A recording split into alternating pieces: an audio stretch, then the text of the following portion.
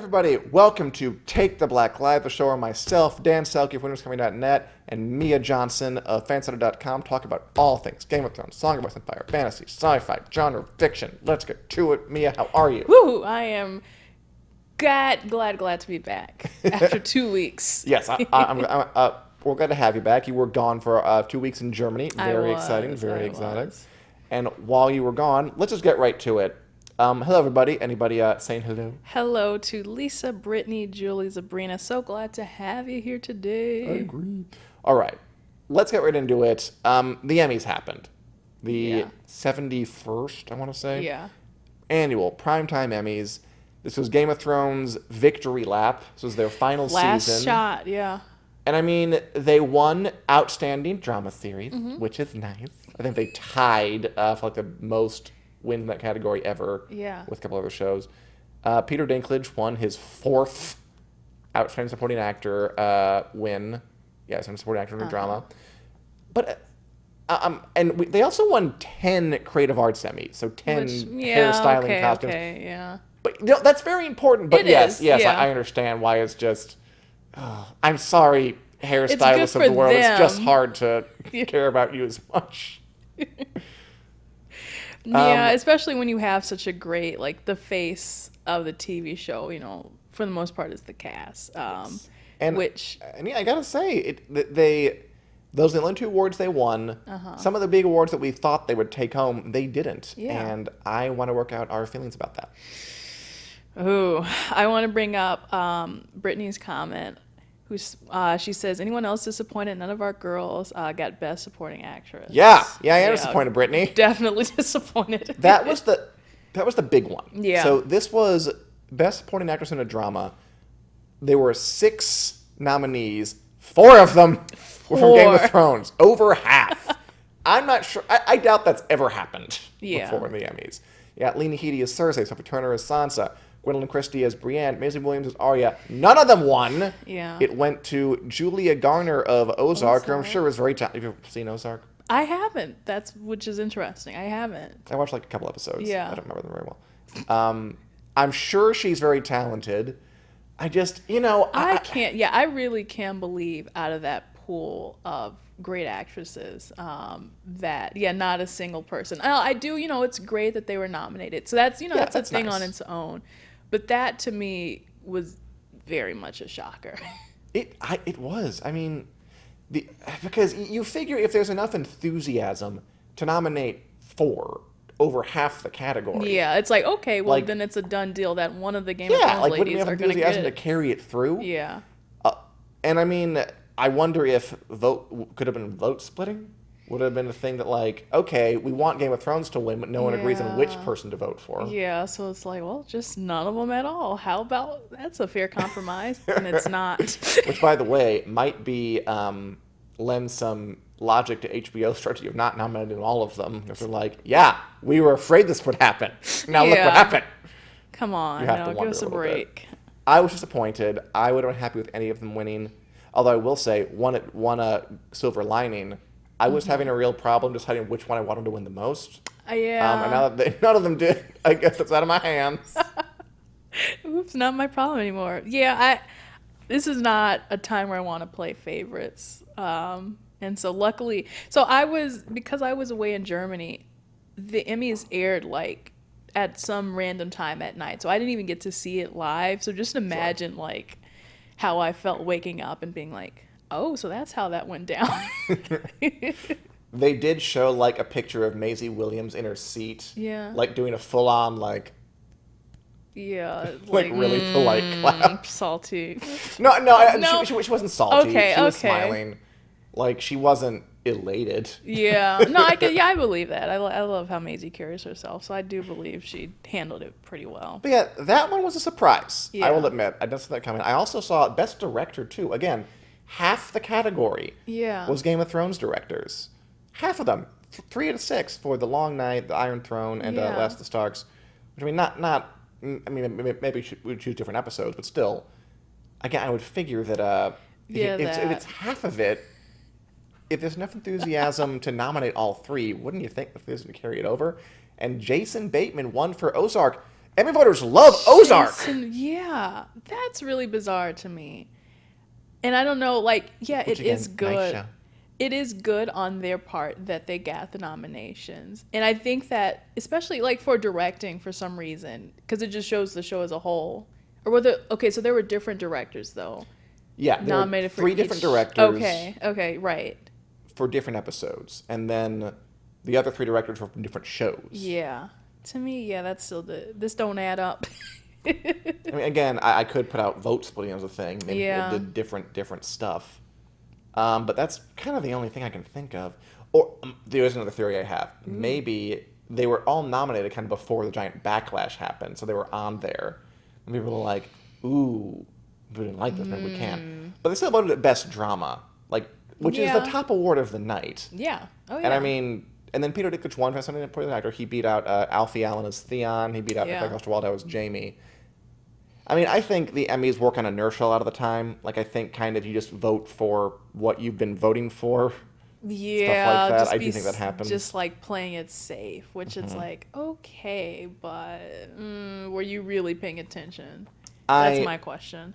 I mean, bless him. I wasn't surprised that Kit Harington didn't win Best Actor. I mean, he's very good. I like him a lot. I mean, I Billy Porter won for Pose, and I couldn't be mad at that. Yeah, that one is like, okay, you gotta give it. That's fine. Yeah, take it, Billy Porter.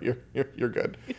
I thought Emilia Clarke might win Best Actress. I thought she had a chance. Right. Who did she lose to? She lost to Jodie Comer of Killing Eve. Yeah, I really would have loved for Emilia Clarke to have taken that one home. Me too. I can see how she really put a lot of blood, sweat, and tears. Yeah, I mean, probably quite literally. I think she carried the season, if you ask me. Yeah, it was all kind of on her shoulders. That I'm also disappointed in, but I was too. I bet that would have been a good. And I hear Killing Eve is really good. You watch Killing Eve? Oh, no, I don't. But I've heard so many good things about it, so that's why it's hard, because there's like just so many great talented people. But still, at the end of the day, I think I would have wanted Emilia Clarke to take it home. I wished someone other than I love Peter Dinklage. I wish someone other than him, one actress from the show, to take home an Emmy at some point. Yeah, I'm sad it never happened and never ever will. Yeah, it's a phenomenal cast, and I think that it really is. Especially with, it's like you would think, okay, well, it's the last chance for them to be awarded, and I thought that would be like an incentive for that. So, one final question for you: Yes. If you had to choose one of those four for the Best Supporting Actress rather than Julia Garner of Ozark, which one would you have given it to? So Williams, Sophie Turner, Gwendolyn Christie, Lena Headey, or Maisie Williams? Okay, Lena Headey is like the first one to come to mind. I think I would go with Lena Headey. Yeah, and maybe Maisie Williams second, only because like as far as like Brienne or Sansa, it's like they are good, but maybe not. They don't have as many moments to shine as the other two do. Sure, but yeah. Yeah, more or less. I mean, this is all, at this point, it's all theoretical and pointless, and it's over. But I'd like to do Fantasyland. Any comments on this abominable scandal? Oh, man. Well, we are getting a lot of people who feel that they've been snubbed. Alfie Allen. I would have loved Alfie Allen. Yeah, snubs. Although I was pulling for Costa Waldo. I thought Jamie should have had a little recognition before the series closed out. Yeah, I can definitely see that, too. Although I would have been fine with Alfie Allen. Yeah. Who won that one again? Oh, Peter Dinklage did. Which is, again, it's hard to... Even though, Ismail says not a surprise of the snubs after all the backlash from season 8. So, yeah, I mean, who could say it was the worst season? So... yeah, maybe they're like, okay, I don't know. I still think, like, regardless of like how bad the season was, that the actors as a whole were still. I thought they deserved some recognition. Yeah, they do stuff. For having to act through that mess of a season in the first place. No, I think there was a great marriage of performance and material in many cases. Yeah. But yeah, it's over. That's what happened. Yeah. But one thing, the actors might not have won the Emmys, but you know what they did do? What? Wear clothing. Ooh, they did. They did. Really quick, let's put on our. What's a show that does this nowadays? We're Fashion Police or whatever. There you go. Is that still on? I don't know. Fashion Photo Review. Yes. And look at some red carpet looks and use, in my case, my incredible lack of expertise to critique them. Okay, first we got the mother of dragons herself, Emilia Clarke, in kind of a nighttime blue dress. I put this one on here because she's an important actor, and I don't love the dress. Oh no. Okay, here's the others I all like. Just to preview it. What I would say overall I like it. I would just say the top portion of the dress. Yeah, I agree with you. Is a little too skimpy. And not to say a woman can't be revealing or anything like that, but yeah, I would make some alterations to the top. It's like of the dress. Combination of like conservative and the opposite of conservative. Yeah. And it doesn't like really go together exactly. Yeah. I mean, she looks good, her hair looks good, everything like that. Oh yeah, for sure. And I mean, they all look good. You know, I feel like, obviously the point of like a fashion photo thing is like to be catty and do commentary. Yeah. Thing. But everyone looks good. No one looks bad on the red carpet. I know. Yeah, Amelia definitely looks like, my immediate impression was it's a nice gown. I would have made my own alterations, but then again, you know, that's just me. Okay, Jamie Lannister, Nikolai Coster-Waldau. I want to put one men's fashion thing on here. We're gonna get the photo, but it's so good.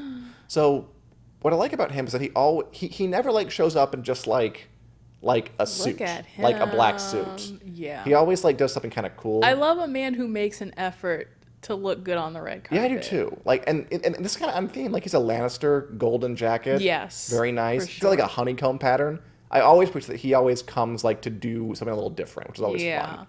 Like he wore like velvet red or another thing. Like he never just comes in like, oh, here's a tuxedo. Yeah, wearing black. No, I really do love when like guys can have like a pattern or a pop of color, and like the gold does really look nice on him. It's like sometimes gold doesn't look good on people, and maybe it's because he's also standing in front of a golden background, so it's just like the perfect combo. He blends. But yeah, I loved that one. Very, very nice. And then the next two were my favorites, and I want to see what you think. So we have to talk about Brienne of Nazareth here. Kind of Gwendolyn Christie in her papal robes. Yeah. Oh, with like the lion gold clasp in the center. I am bowing down. With like, I love like the sleeves with kind of, I don't know what you call it, embroidery, ornate stuff. Yeah. Like the pattern work and like the way it kind of splits. It looks like she's going to officiate a mass wedding or like baptize 80,000 people at once. It's like she's the Lady Pope. It's a look that you have to pull off with confidence, and I think 100% she brings that to the table. Because it's just such an off the wall idea to have this like you know like a papal sort of looking robe, as you said, like coming out looking like a painting of Jesus or something. I was real happy when I came up with Brienne of Nazareth. Yeah. But I really do. I think she pulls it off so well, and I think that's the key is confidence. Like you can wear whatever you want, but you know it only looks good as long as you bring that confidence with you. Yeah, and like sometimes like a baggy thing like won't really read well, or it'll read like you're not really trying. Yeah. But like it's so artful there. It is, yeah. It reminds me of kind of like a Met Gala look. Totally. One of the tasteful ones, though, of course. Yeah. There was a whole like Catholic Imagination Met Gala a couple years ago. There was, yeah. That had stuff like that. Really, really pretty. Then my other favorite was Nathalie Emmanuel as Missandei in this kind of, I'm going to go ahead and call it like a genie look, where she kind of has like these panels on the side. And, you know, this kind of reminds me of Emilia Clarke's, where it's like it's covered in the bottom. Yeah. And it's a little less up top. But I think this one, it's like tied together more. You've got like, like the triangle with the jewels up top going into like the kind of triangle kind of splaying out of the jewels on the bottom. Yeah. I love the it's got hair. It's got a nice shape to it. Her hair is looking really nice. How it's like so precise on top and then like wild and crazy down below. Yeah. Really, I love cool. the way that the gown is kind of like draping off towards the bottom too. It's just like so like flirty and romantic, and it's like, oh my gosh. She always has my heart though. It's like she can do no wrong in my eyes. Yeah, she and Christy both usually show up like ready to work when it comes to clothes. They always look and they really cool choices. I can't tell if these were like little jewels or something, but I don't know. I just love it so much. It looks crystal, to me I don't know, maybe. like a starry sky. Yeah, so you can just like look up and dream in the night. Pose too is good. Kind of like, strike a pose, girl. Yeah, so those are my two favorites. Yeah. How about you? Do you have any favorite if you looked, or of those two? Who'd you pick? I think Natalie Emmanuel. I don't know though, Nikolai. I don't know why I like really appreciate a guy who like wears a pop of color, but I do think Natalie's dress is also really nice. As far as Gwendolyn, it's such a risky dress, so I will give her the props for that, and she really pulled it off. As Julie says, Amazing Sophie looked great too this year, and they totally did. I chose like my four like kind of favorites, the ones I thought were representative. But yeah, I mean, a lot of people look good. And finally, this fun selfie from Alfie Allen took it before all of them came out on stage to do like a little. That's really sweet. Like they all come out on stage to do like there's Cersei going crazy in the back with her tongue. To do like a goodbye to Game of Thrones look back kind of thing, which they clearly did not rehearse beforehand. But this is backstage. That's really cool. It's really cute. Yeah, I think that's cute to see them all together. Really like probably one of the last times. Exactly. It's bittersweet. Yeah. It was also some fun because people like on social media were a little angry, like, why didn't they bring up Bran and Varys who were there? And it's like, these are the ones who are nominated for Emmys. Yeah. Who are out here. That's different. Like, that's why. there was a theme. Okay. Aww. Any comments from you or our audience God, about... I wish that were me. No. No, yeah, definitely. Amelia's definitely breathtaking. Yes, she is. Yeah. Love it, just love it, Julie says. And Dan, congratulations to you for doing fashion in a funny way, Louise says. So all right, I did I think you have a new job. I do watch fashion photo review from like the Drag Race people sometime on YouTube. Well, I'm trying to learn from them. There we go. And bring on some more fashion. Like, they talk about like things like pleating and other terms that involve clothes. I don't know how to do that. Yeah. I'll get there. Okay. So now that we've had fun looking at clothing and talking about the Emmys, I thought we would take a hard right into incredibly dense and thorny thicket that is America's gun violence problem. Oh boy, as it relates to the upcoming movie Joker. So this is the Beyond the Wall segment. We're going to go beyond Game of Thrones, something else in entertainment.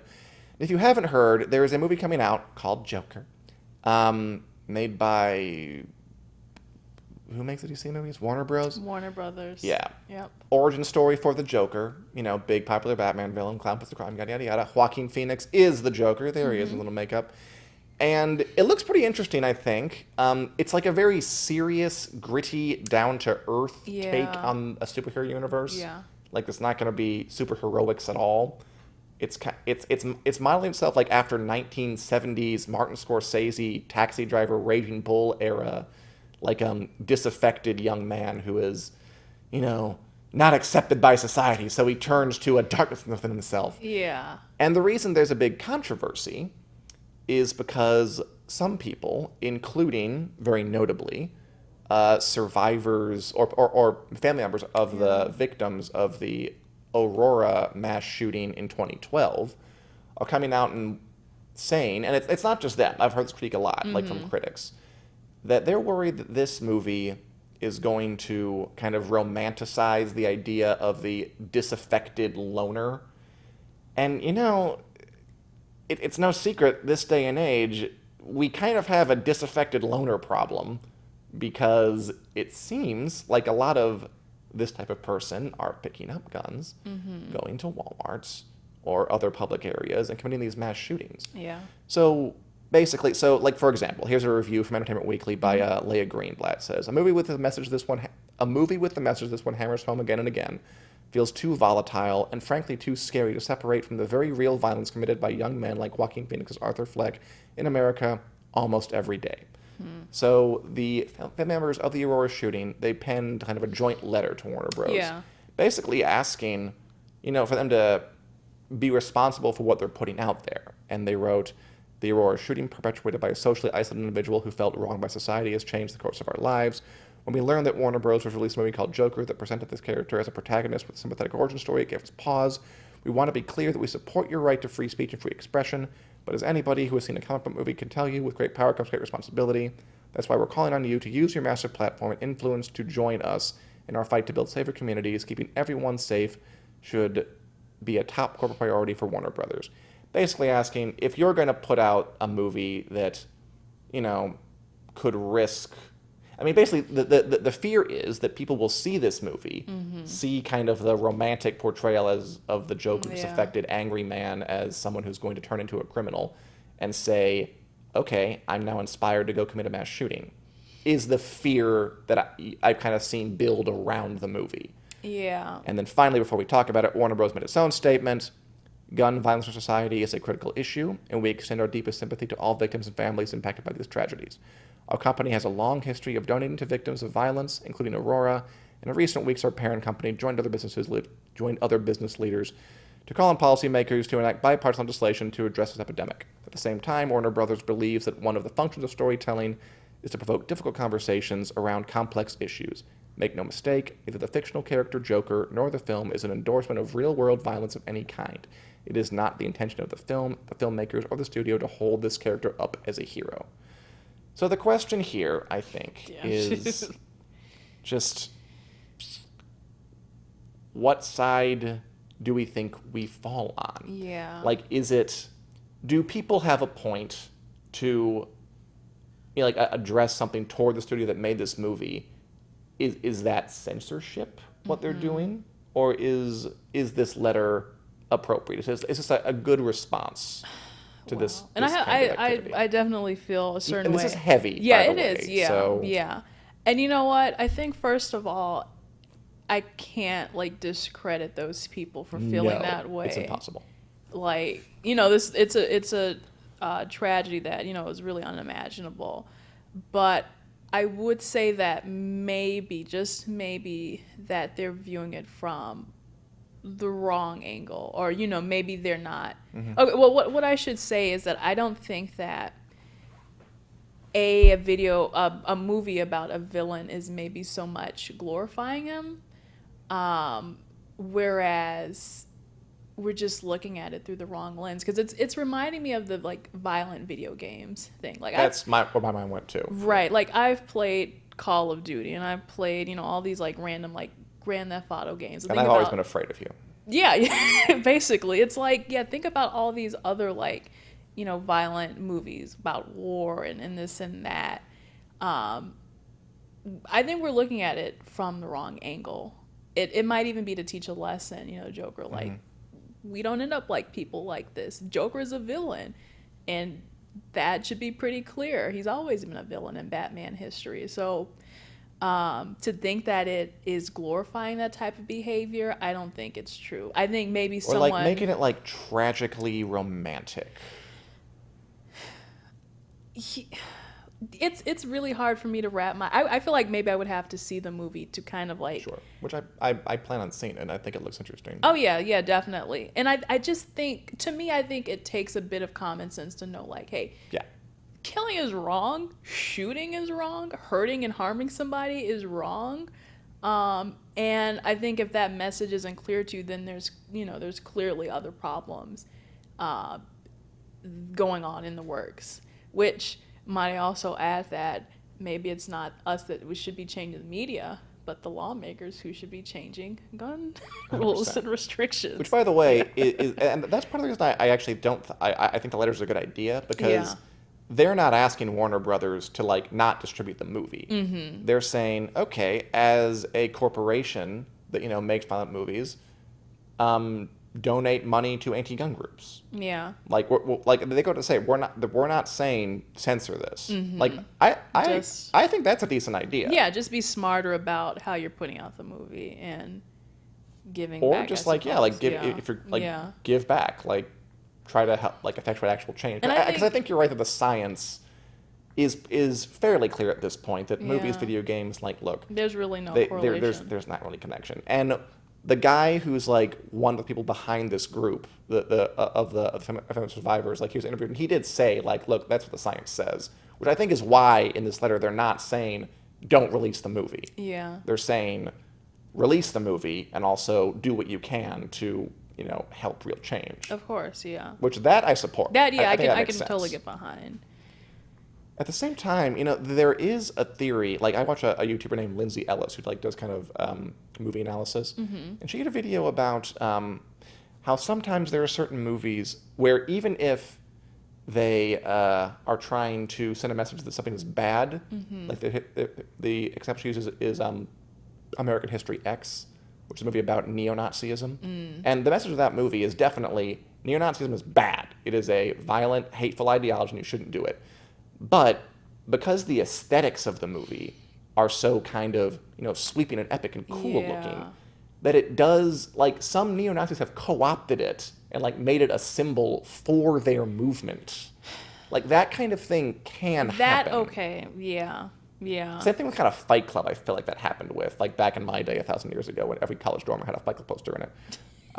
Like, that movie is about, a self-destructive person who, and I think the movie is saying, this is a bad way to live your life. But I mean, again, 1,000 years ago, like, young guys, like, thought it was the coolest thing ever because the aesthetics are so slick and interesting looking. Yeah. I think, those things could get masked. Just because I can see where it might be like, oh, this is really cool, or, I mean, the Joker might be a relatable character where it's like, oh, I feel down or I don't feel accepted by society. It's like, well, what you do after that, what you make of it is a whole other story. I think the other point too is, but there's a difference between, like, thinking something is cool and actually being moved to violence. Right. Like, you're allowed to misinterpret something and, like, not take the real message as long as you don't hurt anybody. Yeah. Oh my goodness. Well, to me, it's still an interesting story. And I would like to see it for myself to see, like, how that's actually I plan to see it. Yeah. I think it looks interesting. But I do like conversations like this. And I think it's interesting that, of course, we're having them. Because, again, like, when Fight Club came out, when American History X came out, we weren't in this crisis we're in now. Yeah. Like, the context has changed. Oh, for sure. Like, I totally get why people are bringing this up around a movie like Joker now, where they were kind of like, in the 70s when Taxi Driver came out, about a isolated person in New York who's breaking down. De Niro's even in this movie. It's like it's directly inspired by that stuff. But there wasn't the mass shooting crisis wasn't happening. Exactly. So times have changed, it's not just is the movie going to affect people. It's when's the movie coming out? What's the context? Exactly. Yeah, I know it's a heavy topic. We should get Josh Hill in here in the near future to do that. If we, like, text him or something. Come on down, Josh. Cool. Okay, but while we do that, there was one last story. Con of Thrones, go back to Game of Thrones, the premier Game of Thrones Song of Fire convention. I'm excited about this. They're bringing it back next year in July, and it's going to be in Orlando. I wanted to go before anyway, but I'm just going to say it, fan-sided, please send me to Con of Thrones in Orlando. Ship him out there and let him enjoy a nice sunny day. I'll go a day early just to prepare. I'll stay a day late just so I can just absorb it and just really kind of, take up the feel of what it means. That's really nice. That'd be nice. It is July in Orlando, though. It's going to be hot. Ooh, yeah. And you know what? I went to Orlando last year, but it was like June, so it was rain season. But it still gets hot. It's going to be hot either way. So just stay indoors in the cool, air-conditioned rooms. We got to the beach once. But, I'm excited about that. Not just because it's in Orlando, but also because of Con of Thrones. It's Con of Thrones. Anyway, Mia, any other comments before we let you go? Oh, no. It's so glad to be back. I'm happy to discuss all this stuff with y'all again. Is Josh is on standby. Yay. All right. Thanks a lot, everybody. And now we're going to bring on, it's fine. Going to bring on Mr. Joshua Hill, fan-sided Overmind, editorial Overmind, and and one half of A Song of Dan and Josh, the show where we walk through each and every chapter of George R.R. Martin's A Song of Ice and Fire, his as yet unfinished masterpiece of fantasy fiction. Josh, Indeed. how are you?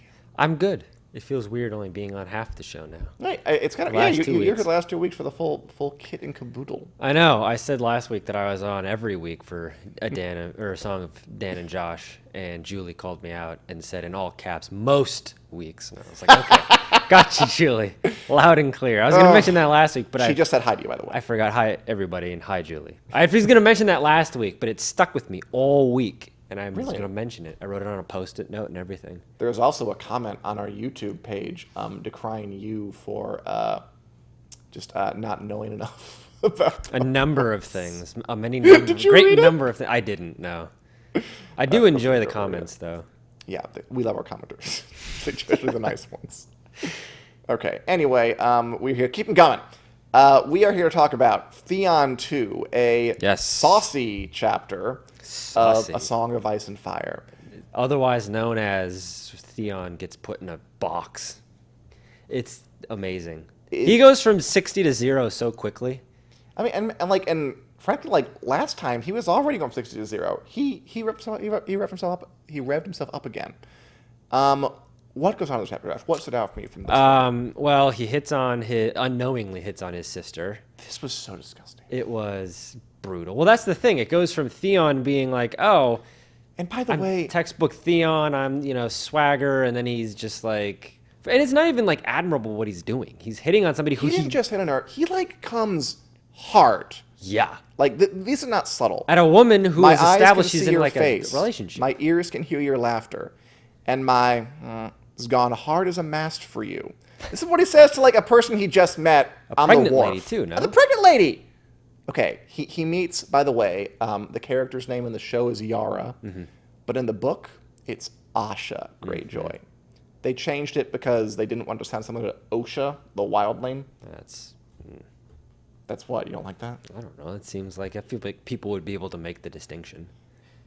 Okay. Asha, Osha. I mean, in the books... They're on far different parts of the alphabet, Asha, Osha. You don't think it sounds similar? Asha, Osha? No. I do. Asha. And in the show, Osha. They just say it out loud. In the book, you can just read it. That's true. I guess it's saying it out loud with all the weird accents might... Yeah. Glad we're on the same page, finally. A little bit, yeah. But, yeah. But they change her name. And basically, so he's at the wharf. He's been assigned a ship. His father is still planning to invade the north. Mm-hmm. And he doesn't love the idea because he came here to try to get his father to help the north, to help Robb. And his father's like, nope, we're going to invade the north. I don't want to work with them. And Theon's made his choice. He's going to work with his real family, not his adopted family, the Starks, for better or worse. Yeah. And yeah, he's a douche nozzle. He hits on his sister, really, really, really direct. Yeah, she's... so hard. It's just my God.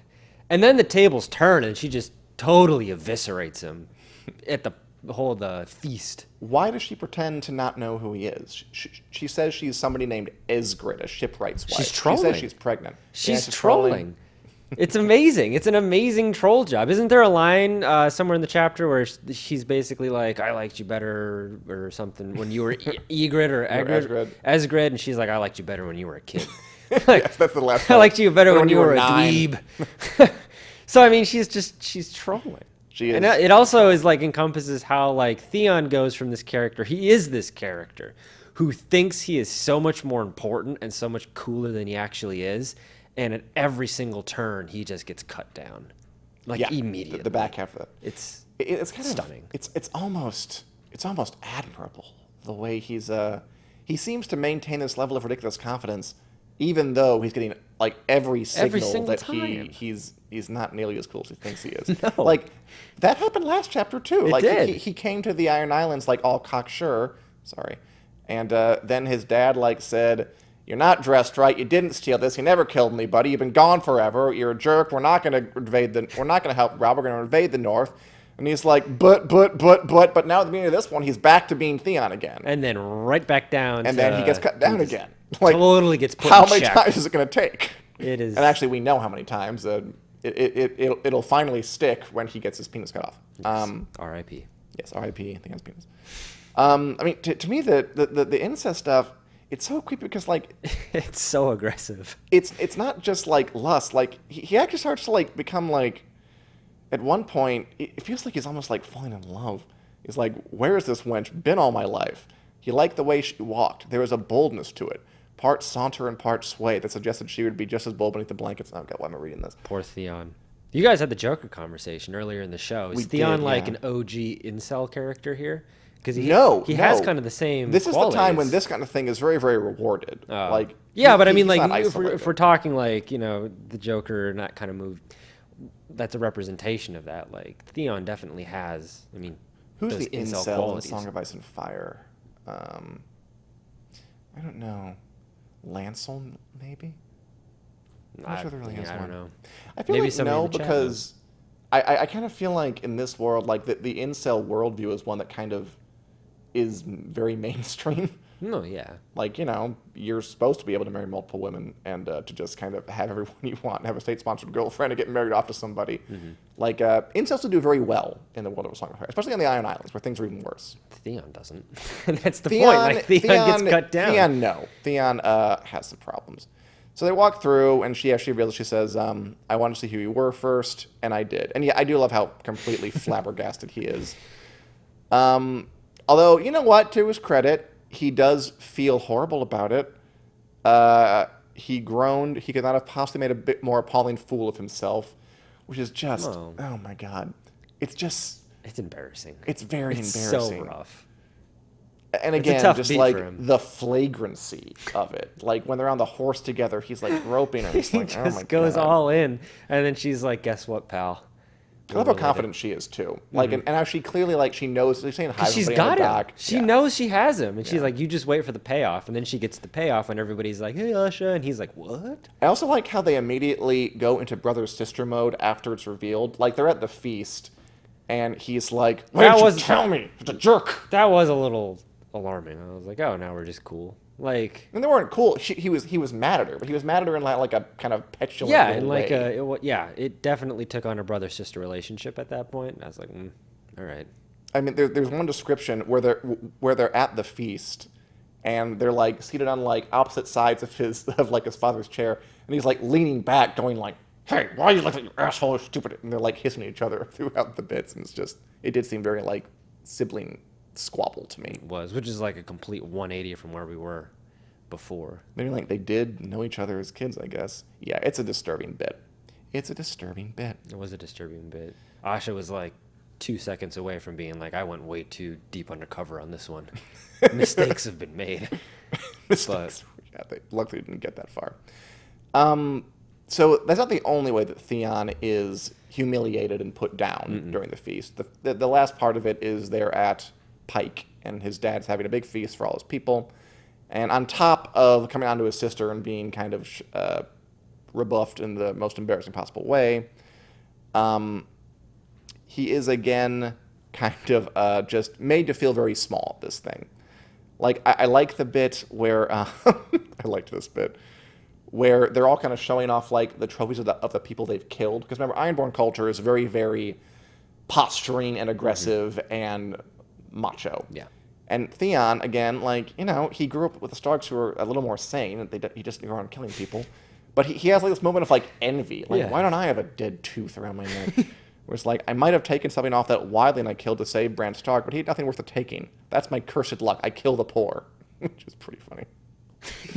Yeah. I thought it was funny, and you didn't laugh. But maybe that's just... Sorry. Anyway. These books erode humanity. Also the bit where Asha clearly shows him up in a huge way in terms of how much people like her. Like, I don't think this was in... Maybe it was in this show, I don't remember. There's this bit where they're at the feast, and, he's sniping at her, and she stands up, yells for an Ironborn guy to chuck an axe at her. He does, she catches it, and out of midair, slams it on the table, splitting the trencher of bread Theon is using in front of everybody. This is a big packed room, and says, "There's my lord husband," meaning the axe. His sister reached out inside her gown and drew a dirk from between her breasts, and here's my sweet suckling babe. And everyone laughs at Theon. Like, it's the whole... I mean, that in itself is kind of sexist, because that's the whole, like, oh, you were bested by a girl. You were like, she did things that you could never do, and you're, like, shocked at it, and now you have soup all over your clothes, and your dinner's ruined, and everyone's laughing at you. It's just a I mean, you could interpret that too I was as going to call it a slow burn. It's not a slow burn. It's like a raging hot burn of embarrassment for Theon. No, yeah, but you could also interpret that as like brother or sister. Like you've been bested by your older or your sibling. You've been bested by your sibling, which is never a good feeling. No, do you have brothers or sisters? Yeah, I got a brother who's 2 years younger than me. I never asked you that. So you're the older brother. I am the older brother. Do you see yourself in Theon and Asha? I don't. No. Okay. So. I never asked you that. I didn't have your siblings. I'm a middle child. No. Anyway, I mean, she also points out that, if you had bothered to learn the first thing about Sigrun, the guy she said she was married to, I wouldn't have been able to fool you. Yeah. Basically, her question is like, why should people follow you when you don't know anybody? You don't do any research. You're a stranger here. And Theon says, I am their lawful prince. And Asha says, by the laws of the Greenlands, you might be, but we make our own laws here, or have you forgotten? So here's a question for you. And then the final indignity is that they're laying the plans to invade the north. And basically, Asha gets to go take a cool castle, and Victarion, who is not on the show at all, but he's Balon's brother, Theon's uncle, gets to go take a different castle, and Theon has to go harass the Stony Shore, which is just like, little villages, and, steal stuff, poke the north, basically. And he's mad that he doesn't have the cool job. Yeah. So, okay, let's recap. Comes on to his sister, makes a giant fool of himself. I assume everybody knows that the gossip gets around later, probably. Gets soup sputtered on him all over dinner. Yeah. After his sister catches an axe and, destroys his trencher and just, shows that she's way better at fighting than he is. Gets assigned the little baby work in this thing when he thinks he's going to get this hero's welcome coming home. Do we feel bad for Theon? Not particularly. Okay, fair enough. Because it's like, he's not a very sympathetic character. It'd be different if he was make him humble. hard. It'd be different if it was like Jon Snow and he comes in and you're just like, I mean, there's no real reason to be rooting against him at this point. Theon is just like, I mean, would you hang out with Theon? No. At this point, no. No. And if you heard, I mean, like, if Theon was one of your friends, would you be like, yeah. You'd probably pull that friend aside and be like, we got to talk, man. Like, He wouldn't listen. Theon. he wouldn't, but you would be like, that's the one friend where you're like, we don't want them to come. I mean, Leave them off the group text. By the way, Theon gets taken out of all of the group texts for the Greyjoys. Julie says he was cocky, pun intended. He It's was. Julie, yes. And Jane Westerling's too. And it always bugged her that they changed Asha's name. Thank you. I'm fine with it. It's bugging me too. It shouldn't, but okay. I'm bothered. I'm deeply bothered. I'm going to write a letter to George. You're bothered. It's very hard to like Theon. He's very entitled. He's obviously a sexist and a bit of a boor and just a jackass. So yeah, it's hard for sympathy for him. I wonder if we can get there, because I feel like his story is a tragedy at the end of the day. And he's gonna, looking back, I guess this whole book is he comes in confident, he's undercut. Yeah. Happened in the first chapter. Here again, he comes in confident, he's undercut. That's going to happen when he tries to invade Winterfell, which is what he does in the rest of the book. It's just an escalation of the same sort of thing until it finally sticks when he can't get out anymore. Is the Theon Greyjoy story. Well, yeah, I mean, it's a good arc, but right now we're not in Theon's corner. I also he's thinking about how he'll marry off Asha when he becomes into his crown. He's very detached from what's really going on. That's about it, really, for Theon II. Have any other comments, Josh? No. On this lascivious chapter? Other than Theon is just a poser, and everybody knows it. I will tell you to pay attention to the character of Wex. He's Theon's 12-year-old mute squire. There's this bit where he's walking through the town with Asha, and people are they're saying hello and they're bowing to her. And he walks into the bar where Wex is, and Wex is a mute, but he's his eyes go wide because he recognizes her. And Theon thinks I've never seen a woman before, but really what he's recognizing who Asha is. And then later after he finds out, he goes to Wex why didn't you tell me? He's like, you little jerk. There's Theon in a nutshell. Why didn't the guy who can't talk tell me this? And this is a 12-year-old. He's dressed. The 12-year-old is cooler than him. The 12-year-old is knows more and is savvier and is coming out looking better. But Wex is not in the show, for all I know, but he does play a role in the book. So just remember Theon's mute, smirking, kind of a sassy squire, who is an interesting guy. All right. Any other comments, Josh? No. Let's see if anybody else What do has we got something next to week? say. Then we have more Tyrion. Julie says, I think at the beginning he wanted to see him get his comeuppance. We wanted to. Yeah. Yeah.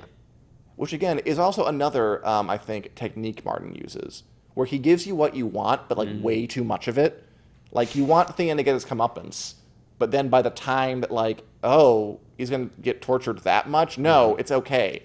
Or, like, you want Cersei to get her comeuppance, but then she has to march naked through the streets, people yell at her and spit in her and throw stuff. Yeah. No, now I'm on her side. It's the Simpsons meme. The stop, he's already dead. That is George R.R. Martin's specialty. It kind of is. Yeah. Like that and taking away things people need, like Jaime's hand and Theon's, you know. Yeah. Anyway, we'll be back next week with Tyrion 6 and more scheming, more finagling, more good family fun. Hope to see you Wednesday at 4 p.m. Central Standard Time here on the Winterspring Facebook page, and we also are available in podcast form on Google Play and wherever podcasts and iTunes podcasts are available. Thanks a lot. Bye.